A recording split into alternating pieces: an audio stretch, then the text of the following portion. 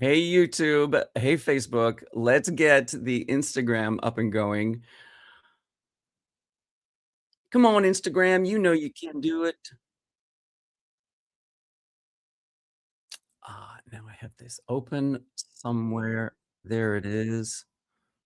We are going to close that page so that we don't get the echo.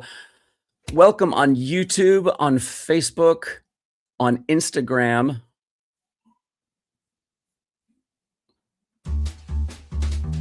The Working Actor NYC.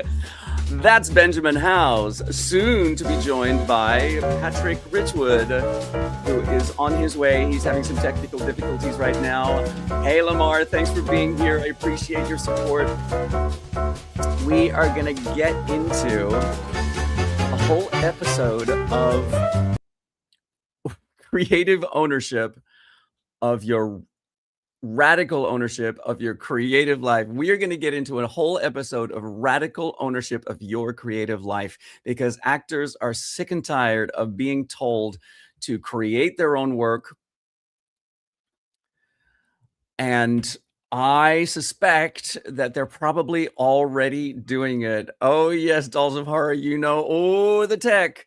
We're actually an entire week late because my laptop decided that it was going to just keep freezing every few minutes. We still haven't completely gotten to the bottom of that mystery, but we are on our way. We've got a brand new, spanking new computer, so there's all sorts of things that need to be... Now, ladies and gentlemen, please welcome to the stage the late Patrick Richwood. The late, great Patrick Richwood. Oh, look, the Gerber baby. Please welcome the Gerber baby. I apologize for being... Not intentionally late, of course. You wouldn't believe the technical morning. Everything but smoke coming out of the computer. No kidding. You're here now, and that is all any of us cares about. Thank you, darling. Now, that's look, all I care about. Today is going to be a really interesting episode. It came out of this whole idea that's been generating on multiple platforms that actors are sick and tired of being told to create their own work. So we decided to talk about what that actually looks like in an actor's life. And I have a sneaking suspicion you're probably already doing some of it already, and you're just not giving yourself credit. And just getting annoyed that somebody thinks you're not doing enough. And I suspect that a lot of us are already well on our way to figuring out what that looks like in our own lives. So today we're going to be talking about taking radical ownership of your creative life. Radical ownership of your creative life. But first, Patrick and I have been we've been watching a lot of television lately. We've been doing research in the field. So 60 seconds on the clock. Patrick Richwood, what's your takeaway for the field report? What are your takeaways from? We went to the premieres of season 4 of Ted Lasso and season 1 of Widow's Bay, which involved Q&As with the cast members. 60 seconds on the clock. What's your takeaway from those? My takeaways are, I have 2 takeaways from in front of the experience and from after the experience. The in front of the experience is you really realize how actors sort of stigmatize others in a positive or negative way as better or worse than themselves. And you'll be standing in line and talking to people, and you can get all kinds of hits on how where people put themselves in the pecking order, and they elevate these people that we're about to see and sort of want to emulate them or want to impress them or want to be like them or want to show that they belong there, or all these things that are sort of transparent when you talk to... I've had this experience anyway. And that's one thing that... Well, that was your 60 seconds. We're going to go for another 60 seconds. Go! It goes hand in hand with this other thing, which is that invariably when I go to these things, and the last 2 with you have been the same, I'm left with, well, that's me. That's me up there. Those folks are people that I work with every day in terms of their stature, I mean, not every day. You know what I'm saying? Like, there's no difference except they're working and they're experiencing the joy of that. They might be famous. That's fun too. They might be extra super busy and crazed. It's all of that. But they're actors. They're fucking actors, same as us. And they say the same things we do, and they have the same worries we do, and they have the same concerns we do. They're just talking about it, in the context of, yeah, I'm doing this series. Isn't it great? That is perfect. I love that observation because it really perfectly encapsulates something that we used to say at the Spark File, which is no one is above me, no one is below me, haters to the left. So it's that thing of we are all working actors. Some of us just seem to be working more visibly than others. That's right. But they all have the exact same thoughts and feelings. My takeaway, this might be a hot take, and I would love to get some reaction from this from our commenters who are watching. What I was fascinated by at the Widow's Bay Q&A, Matthew Rhys is an excellent actor, and he plays the lead, Mayor Tom Loftus in Widow's Bay, and I thought he gave it an excellent performance. Yeah. The impression that I got from the half an hour that we spent with the real Matthew Rhys is that he has a very self-assured opinion of himself. He behaves like an A-list celebrity star, whether he is one or not to you. And I was absolutely fascinated by that because I've noticed that there are a number of celebrities who treat themselves like celebrities. And I think Matthew Rhys is one of them. I believe he has the acting chops to back it up, but I think it was just a really excellent example of a personality type that is sort of, if he didn't have the acting chops to back it up, then it would be insufferable.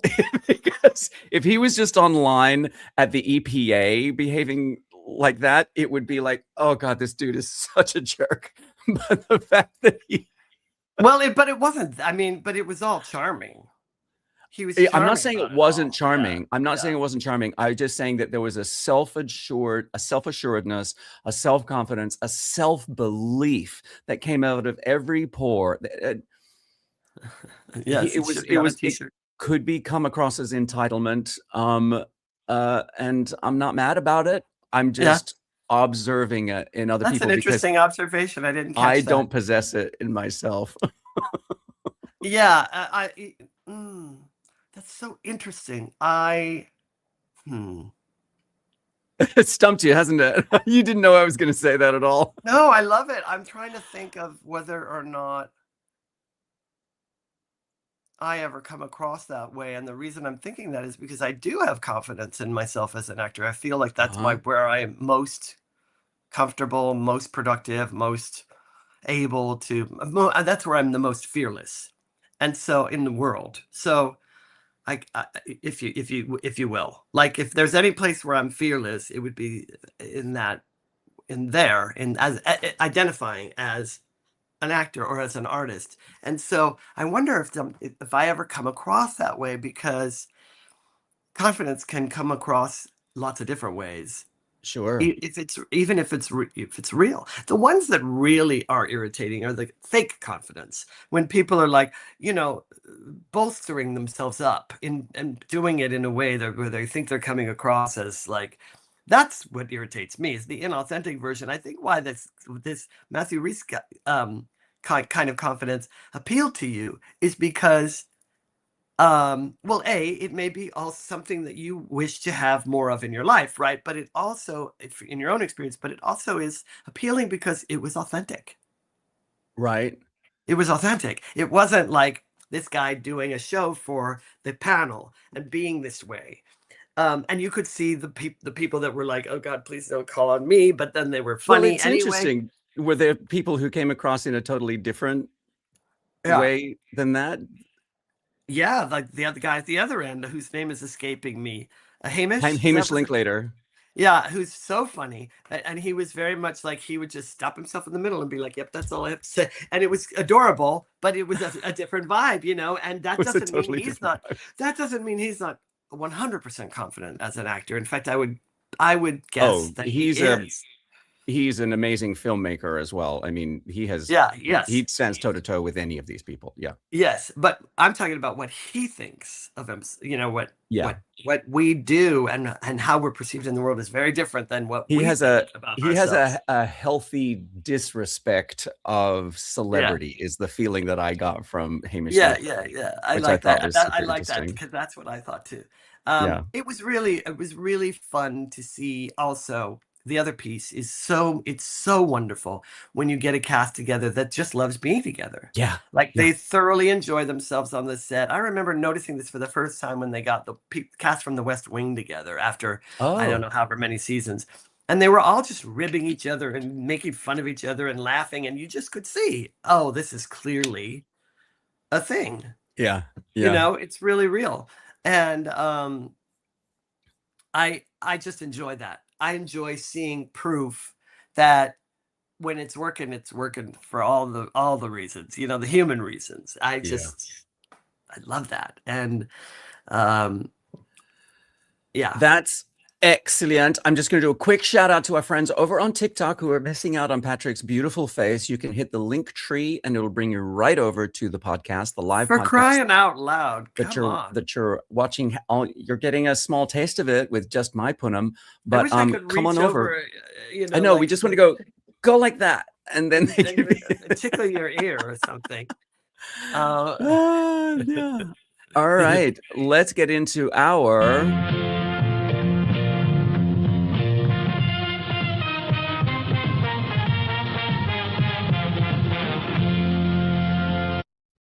I will just never not enjoy that music. It makes me feel like I'm 7 years old again. I love in it so front of much. in front of that little television that you used to have to go up and turn the channel. The Like if 3 you wanted to channels, change the yeah. channel, you had to actually go and turn a knob in course. order to do it. Of course.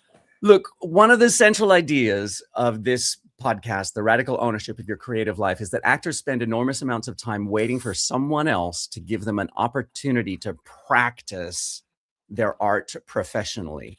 But That's true. We do, don't we? the casting process does not decide when you get to feel like an artist, when you get to work. It doesn't decide when you get to be creative. It decides when you get paid to do it. The casting process is in charge of that. It provides an opportunity. That's what the casting process does. It provides an opportunity. That's an opportunity. Every time there's a casting involved and you get to go, you have an opportunity, right? Yeah. Yeah. But that's it. Yeah. If you really break it down, like that's all it is. It's an opportunity. Is it even a wonderful opportunity? That depends, but it's an opportunity. Yeah. And the things that the trend that we're sort of here to dig into is that oftentimes actors are asked at these casting director workshops that I go to and I'm sure the same applies at agent workshops as well, is that actors are saying, what could I be doing to bolster my career? And the reply, the sort of very sort of what do you call that when something's like just in a nutshell, like it's a very small version of the idea is the reply is create your own work. And I just think that within that very glib sort of small reply, like it's a little answer to a big question, I think there's a lot more to be unpacked in there. And I do too. Because I don't think that creating your own work means you have to write a screenplay or produce a play or figure out how to monetize every creative impulse you've ever had. It can simply mean refusing to let the industry of acting and casting be the gatekeeper of your relationship with your own imagination, with your own creativity. Yeah. Can I just interject something here that I think is actors? We all think of ourselves as, we have all the questions, right? We have all these questions to ask casting directors. Casting directors are not oracles. They have a million questions too. They're humans, same as us. Yeah. They are not at the, I remember when we started talking about this podcast and you had said, you were formulating your thoughts and you'd said casting may maybe the ones that can get you the work, but they're not the ones that can give you permission to be creative or something. And I That part, said, yeah. they're not even the ones that can get you the work. They can get you the opportunity to be seen, but they're almost never is a casting director the final say in who gets cast. I mean, almost never. Depends on how big they are and how wonderful they are and the size of the role, but and how creatively respected they are. But really, they're passing along. They really are gatekeepers, and I mean that now. I'm saying that in an honorable way. Like that's their position. They are bridging. They are bringing this talent to this talent, and if they're lucky, ask any casting director. If they're lucky, they get a richer say in how much of that they have more power at it, Yeah. or are allowed to do it, more powerfully. Anyway, that said, I feel like we are always thinking that if a casting director says it, I guess it's true. Well, first of all, create your own work is a trending response right That's now. It right. is not, Exactly. it's a product of our time. And casting directors, understandably, are looking at the parameters of their world and going, well, it seems like that's what's needed. So that's it is a pat answer. But Yeah. inside there is a kernel of wisdom that I don't even think is intended. Not because they're not wise. It's in there though anyway. And that is always be creative. If you're a creative artist and you want to know what you can be doing to create more for your career, let's say, or your output, create. Go to I, class, I, go to the thing, do your other art forms, be creative in everything you do, practice it more. I mean, I definitely think that opens up energetic doors because I've seen it over and over again. I've been experiencing this in my very own life because the month of July was Benjamin Fix Your Damn House month. And so over the past month, I have been doing a lot of creative things that have zero to do with my acting career. I have built a fence. I have built a faux living wall with 500 LED lights in it for the front It's of my house. fantastic too. I have been painting doors and trim and making my house pretty. I have been baking cakes and making salads for my friends. I've been writing Substack essays and making video. You know what I'm saying?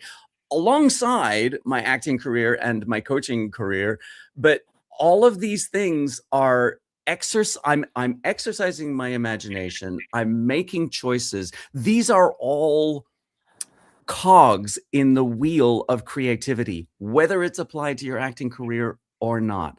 Right. I actually don't care that much what I'm making. I just like making things.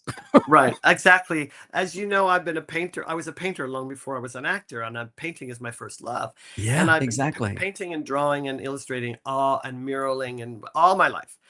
And I find that when I'm not playing a role for a long enough period of time, I start doing art.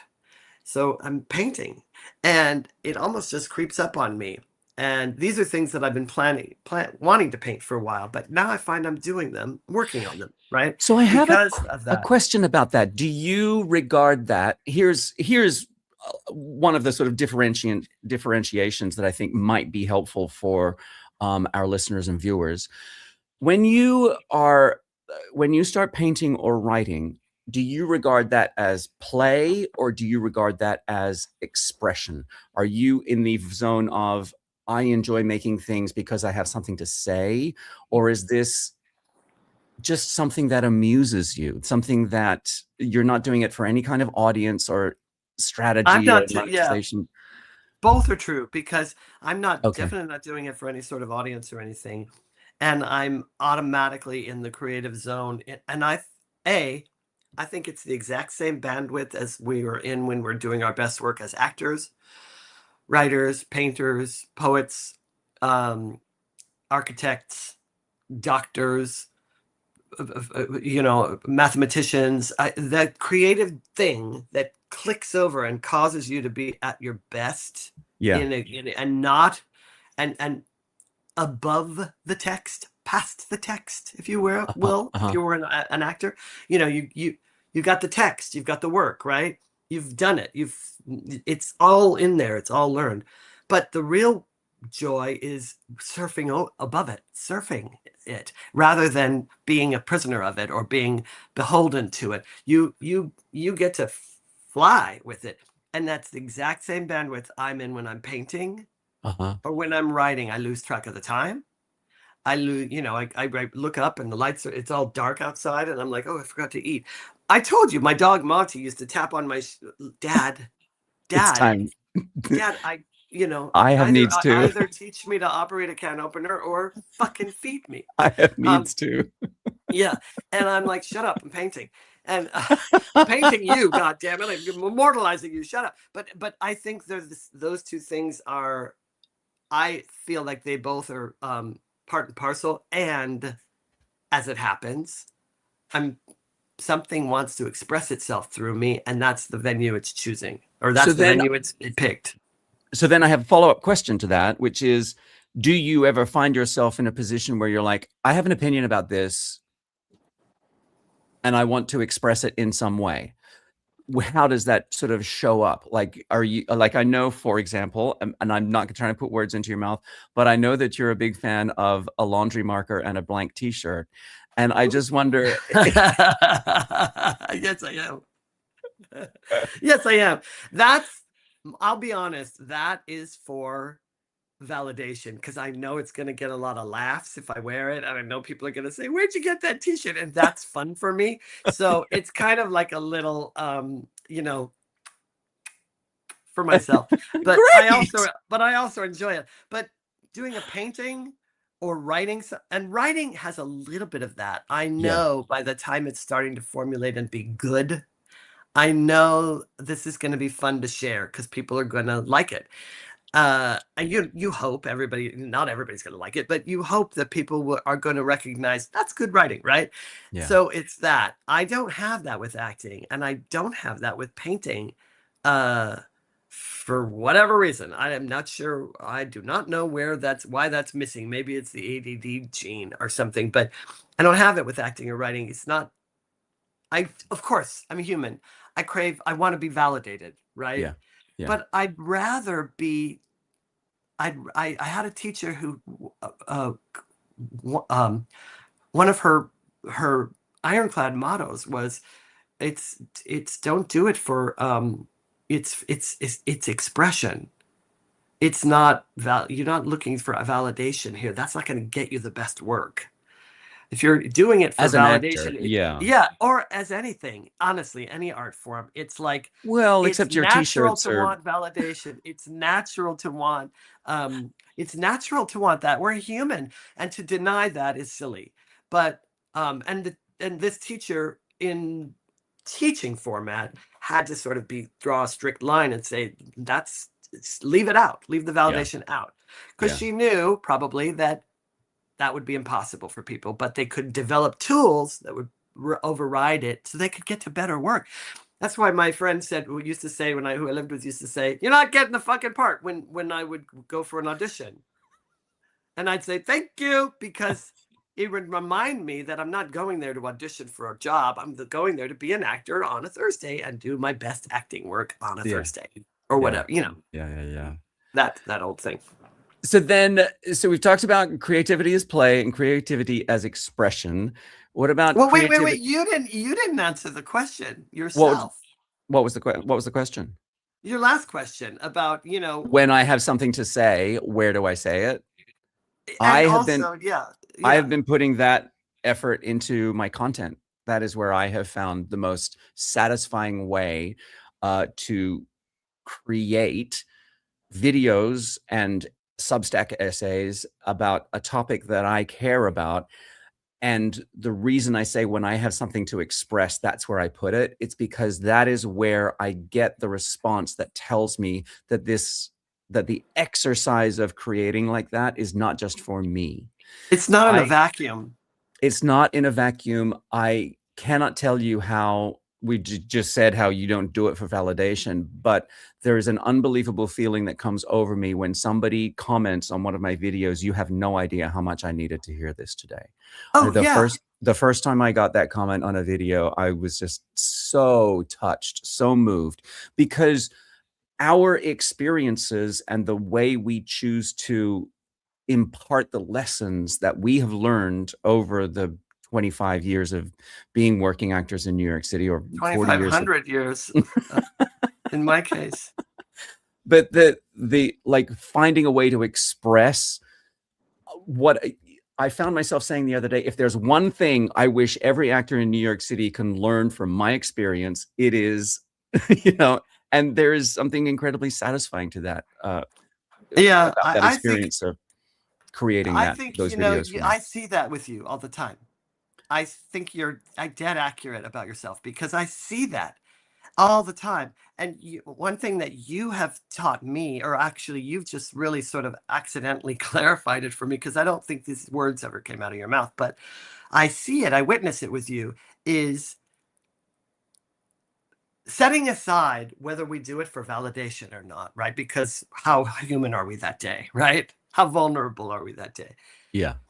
The really, the life of an artist, and by that I mean the life of a person who speaks for humanity in some form or another, is really not about validation. It's about call and response. Uh-huh. And they're different.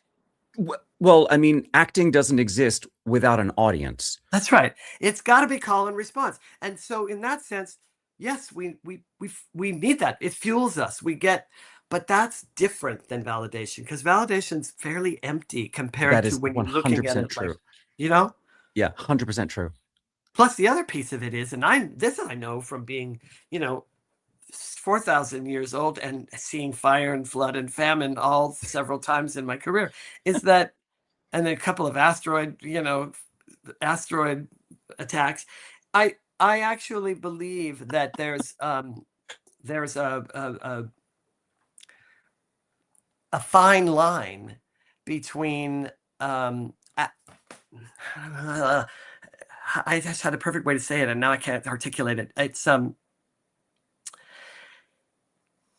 Well, you were talking about validation and call and response, and no, I know. I'm trying to. I had a perfect word, and now I can't. well, think it's of it. interesting that now you're saying it. It's like it's the difference between validation and value. It's like one of them gives something to the audience, and if the audience can, receive it and benefit from it, That's very as true. opposed to How does it impact someone else? That's very true. how does it impact That's a big somebody marker. else? You're absolutely right. Because Yeah. we really do. And if you think about it, as artists, we kind of live over there with other people. At least Yeah. our expression does. I was going to say something like, I can't think of what it was, but I'm going to use an example. I mean, I know what it was, but I can't think of how I was going to say it. But I'll use this as an example. When we do things, and the driving force in anything in life, but I'll use acting, is validation. Basically, we're saying, if you don't validate me, I don't exist. And so every audition you go to is a minefield waiting to explode blow off one of your legs, because if you're going there, whether you're conscious of it or not, to get validation, i.e. a callback or the job or a compliment, you might be disappointed and still get the job. You might not get any of those things, or you might. That's not why. It's so ironic, because that's not why you go. And if you can condition yourself not to go for that reason, to go for a bigger, better reason, which is owning the role, just walking in those shoes for 15 minutes or 10 minutes or 5 minutes or 3 minutes, a miracle happens. You don't need the validation. You did your job. You feel great. You feel really productive, because you did what it is you got into this to do. Right. Which is that very thing you did for 3 minutes or 5 minutes or 10 minutes, and you Act did it on at a your Tuesday. best. Yeah. And you did it at your best. And I think that whether you get a drop of that or a 2-year job of that, it's made out of the same stuff and has the same value. Yeah. Yeah. I really believe that. I think 1 minute of I it agree or with 2 that. years of it has the same value. So then what about between those moments of acting, whether it's for 5 minutes on a Tuesday or for 2 years in a long-running show, staying creative between those moments doesn't always have to look like it is of career benefit. Your imagination, your curiosity, your problem solving, your taste, your decision making, your willingness to experiment, your willingness to fail can all be practiced by building a fence, by Right. baking a cake. You know, to use your words, that's the same stuff. Those Right. are made up of the same components that making choices and decisions and using your imagination in your acting career, they're all active when you have to figure out how to build a fence for your backyard. Right. When I say to coaching clients, are you like I'll often say, what do you want to do? What do you want to be? How do you? Oh, I want to do this by this time. I want to be this or that. Are you good at this? I don't know. And I'll say, my thought is immediately like, I mean, who should I ask? So, because you're the artist we're talking about. So it's the same thing in a way, like if you're not playing a role, right? And you want to create some structure and you're an artist, right? Okay, I'm going to build a fence. If that's tapping into your creativity, it's the same thing because what's the common denominator? You're the artist building that fence. So Yes. you're going to do it in an artistic and creative way. You're the artist making that cake. So you're going to do it in an artistic and creative way. Even you're the artist, getting ready to go out. You're going to put on clothes. Put on clothes.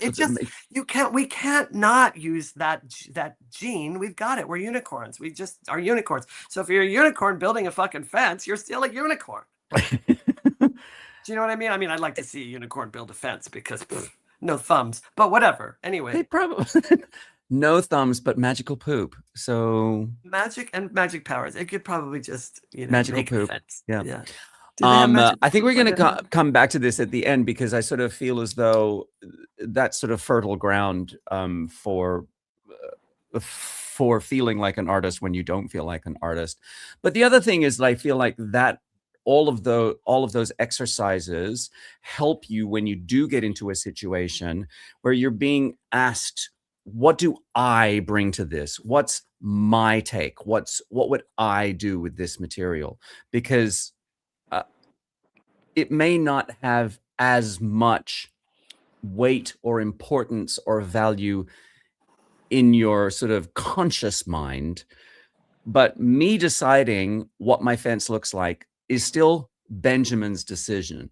And that exercise of this is my expression of fence. Exactly. The same stuff as this is my expression of Hamlet. Hamlet or Walter or whatever the character is. You see, that's exactly what I was trying to express, and you just did it really beautifully because it's like that's it. It's your Laertes. It's your fence. It's your it's your Walter. It's your faux living wall, right? It's yours. It's yours. And I think that circling back, that's the kernel of mythological wisdom that's embedded in that flip answer. Will create your own work. Based on a trending response that casting directors are just as caught up in as we are. Yeah. So it's not that they're oracles. There's wise ones and dumb ones. There's experienced ones and non-experienced ones. It's exactly the same as any other art form or business. But what they're saying has this kernel of truth. It might actually, I mean, it's more than that, right? Like now in the trend, that's going to be terrific if you want to do that. But if you aren't that wired that way, then just get on with it because that's going to open energetic doors, I think. This is what, I can't honestly say that building a fence helps my acting career. What I can say what will benefit my career is developing my own voice rather than trying to figure out what they're looking for. This is an expression that helps me develop and define Benjamin's voice, Benjamin's artistic expression. And just the exercise of doing that builds the synapses in a way that allows me to facilitate it in acting career world. And that's so interesting because that goes synapses. That goes all, I know, so funny. Every now and then that little Aussie boy just shows up. Oh, what is it? Oh, Synapses. what's the American pronunciation? Synapse. Synapses? No. Yeah. Really? Yeah. Well, now I I'm going know. to say synapses. I think that's better. You know me. I'm like, say something else. Please say something else. Please. Come on. Please say something. Telly. All right. We're watching the telly. then Anyway, let's get into. Oh, wait. go on. This is important. This circles exactly back to the thing you were observing about Michael Reese and this Matthew thing, Reese. right? I mean, excuse me, Matthew Reese. I know. And I think what it is the more you practice centering yourself in your self-expression, whether it's building a fence or baking a cake or playing Laertes, which you would be a terrific Laertes, by the way. Is that the role I'm thinking of? No, excuse me, Polonius. That's the one I'm thinking of. Oh, I'd love to play Polonius. Yeah. So would I. Anyway, fight you for it, flip you for it. Anyway, it goes back to this. Whatever one of those things you're doing, what you're developing is actually a muscle that's essential for projecting that authentic self-assuredness. That muscle that you're developing when you're just really tapping into the real you and doing it like it's just as much self-expression as because it is as playing Polonius, you're actually building the muscle that shows up when you're on a panel at the Robin Williams Center and people looking and going, God, he has such innate inherent confidence. I love that. That's what it is. You've got that. You've been practice building that muscle, that inner muscle. Yeah. And that's what that is, I believe, that shows up. That's why it's authentic. It's not a put upon thing. It's not a specific strategic behavior or a learned thing, a kind of way of being necessarily, probably not in his case, because it did really seem authentic and genuine. And part of it, the charm of it was you could see everyone on the stage was used to it and was used to enjoying it and giving him, they were all equal up there. So it wasn't like, oh, here he goes again. You didn't get any vibe of that. No. And so anyway, I think that's how it occurs. I think that's how we get it, no matter what walk of life we're in, is by practicing the muscle of being the most me and the most self-expressed I can be as the artist called Patrick today.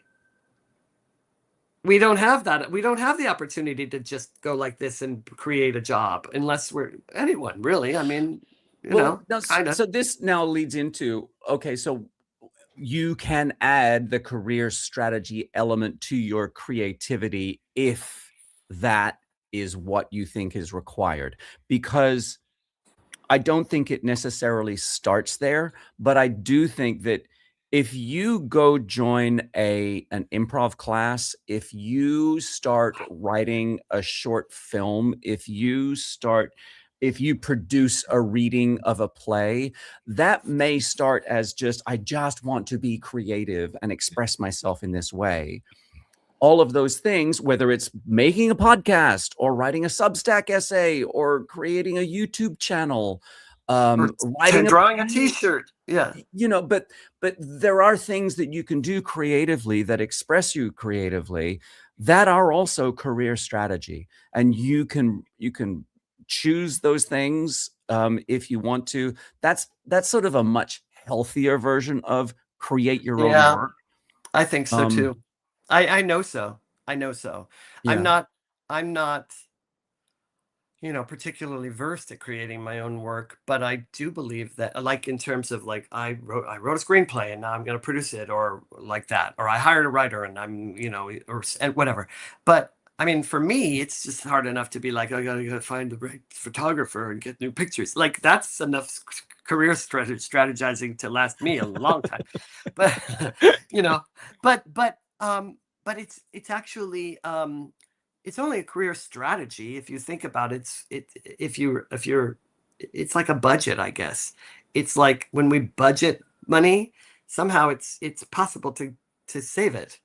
When we Yeah. don't, it goes through the floorboards like sand, right? Yeah. So and no matter how much we're making, and it's sort of the same thing. It's like budgeting our self-expression in a funny sort of way, not constricting it. I don't mean that.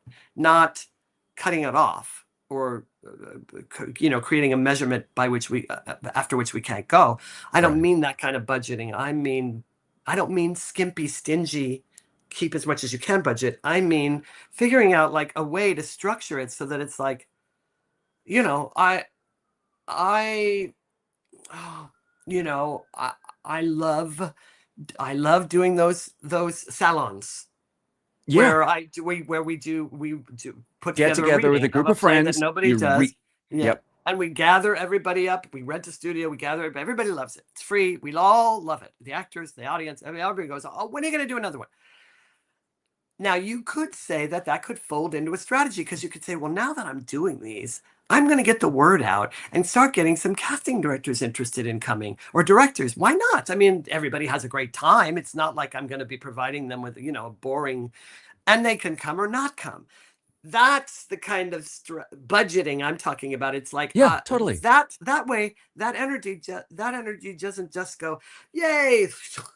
It Well, lands somewhere and maybe grows something. you can attach a purpose to it, and once you've started Yeah. inviting casting directors, and once you suddenly realize that you've scheduled 4 in the past year, you're like, oh, maybe this is a season This is of the my thing. tiny theater company that I just created. Yeah, and isn't that great? I mean, that lights me up just thinking about, that's the Yeah. other piece. Does it light Yeah. you up? Does it actually make you go Yeah. even for a second? Because that's the dead giveaway that you're onto something But it that's going to be started authentic. with just you getting your friends together in your living room and reading a goddamn play together.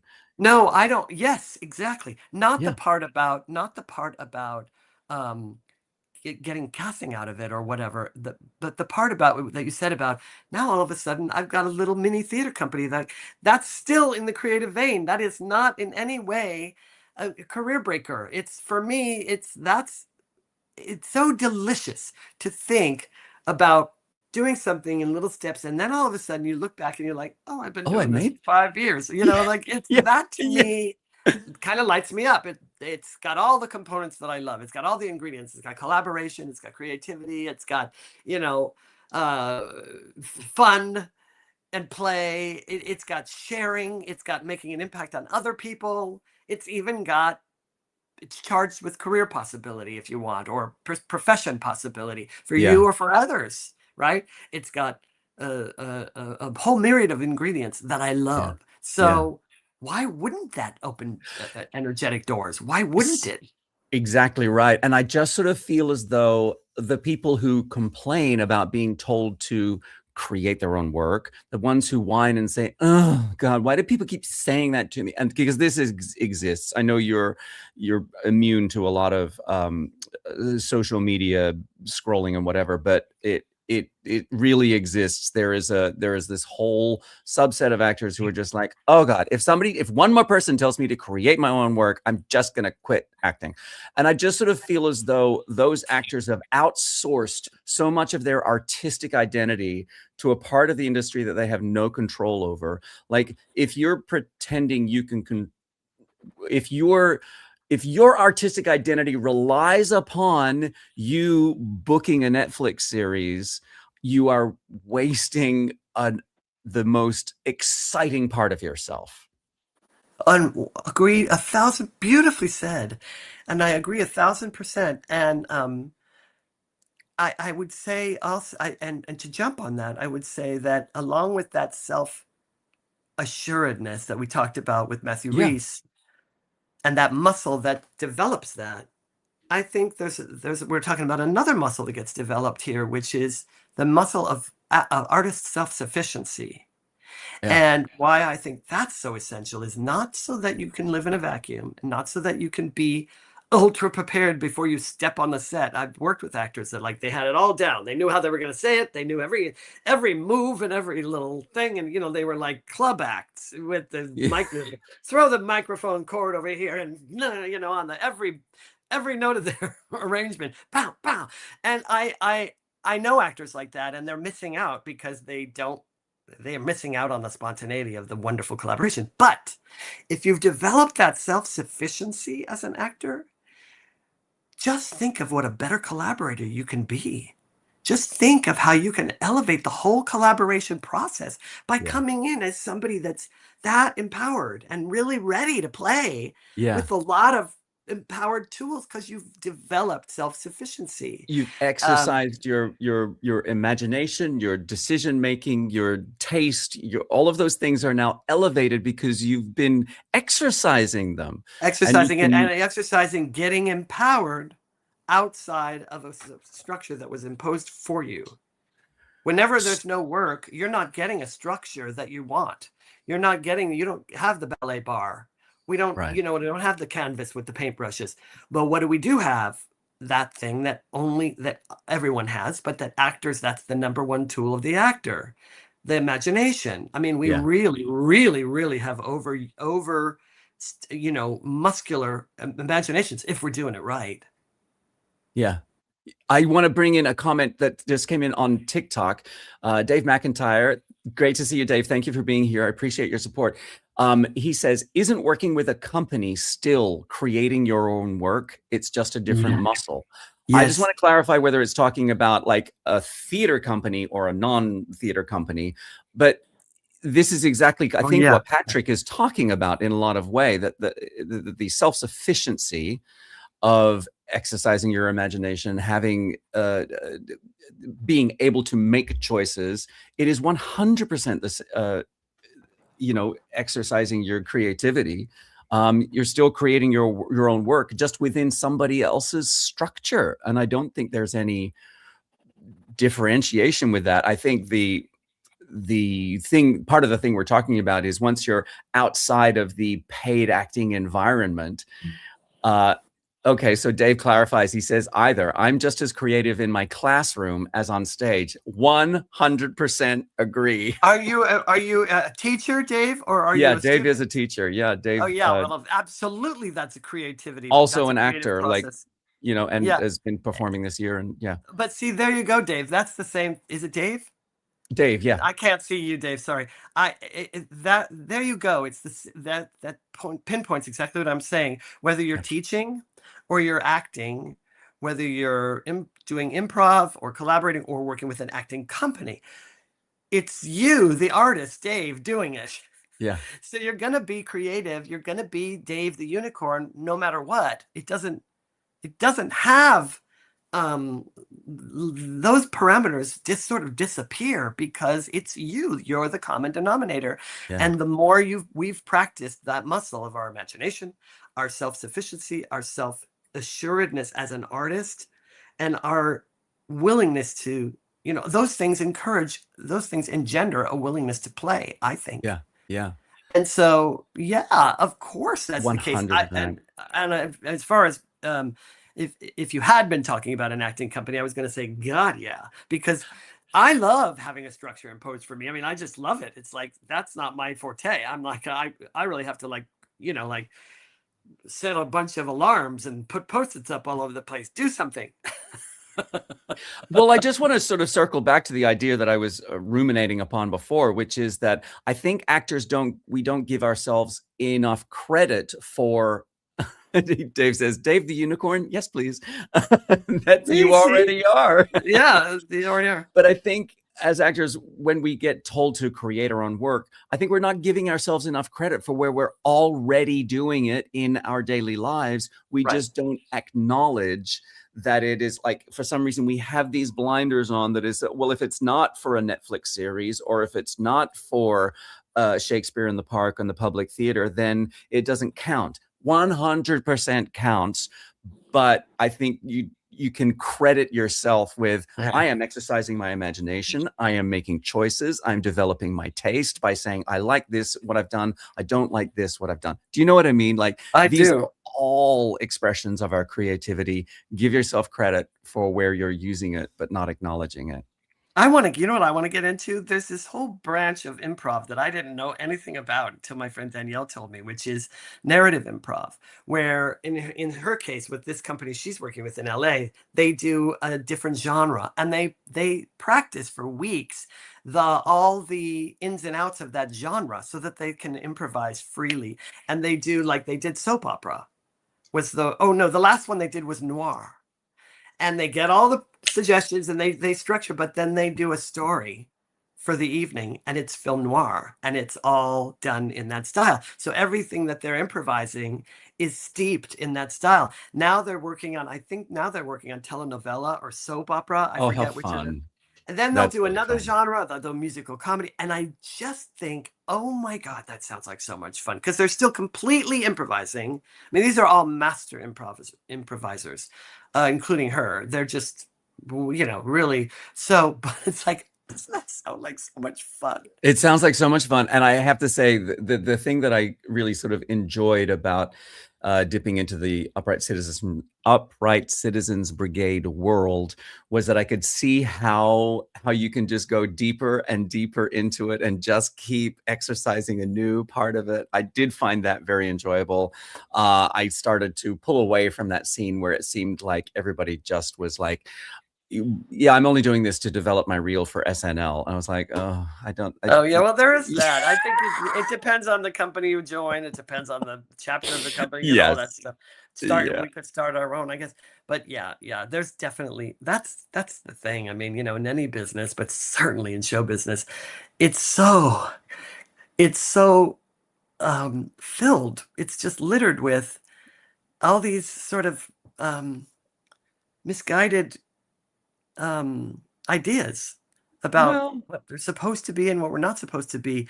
And then writing inside of that is this um little kernel inside each of us that we either decide to give muscle to or not. The people that are not giving muscle to it are giving muscle to something else. They're giving muscle to who knows what, a hierarchy, strategy, mental like I've got to figure this all out in advance. You controlling it, who knows? Everybody's yeah. got their thing, right? Well, Dave has let us know what his is. Dave says, I do improv so I can drink afterwards. Well, see, now that's authentic. Thank you very much, Dave. I can get into. That makes me laugh. Yeah. Anyway, it's like this is an interesting conversation because it makes a figure eight that's really kind of profound. If you think about it, it's like, because this applies to people in any walk of life, really. I mean, you look at any kind of field and you see people doing it. We've been approaching this from the acting standpoint, but of course there are creative artists everywhere in life. And I mean, just to sort of, as we wrap things up, I just want to sort of reiterate, creativity can be play, it can be expression, it can be just practice, it can be identity, authorship, like this is what I bring to this, or it can be career strategy. You don't have to be doing all five. You don't have to monetize them. You don't even have to show anybody what you've made. The radical part is simply recognizing that your creativity belongs to you before anybody hires you to use it. That's beautiful. And yeah, especially, and I love the part about you don't have to monetize it too, because that's a big one with people. It's like it doesn't exist unless I get, I'm getting paid for it, or I'm in the stratosphere of some sort.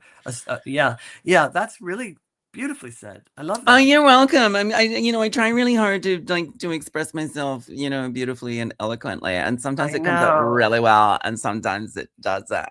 And the times it doesn't are so much more than the times that it does. And remember, your word for the day is synapses. Synapses, everybody. I can't do it. I used to be able to do an Australian accent, but now I can't at all.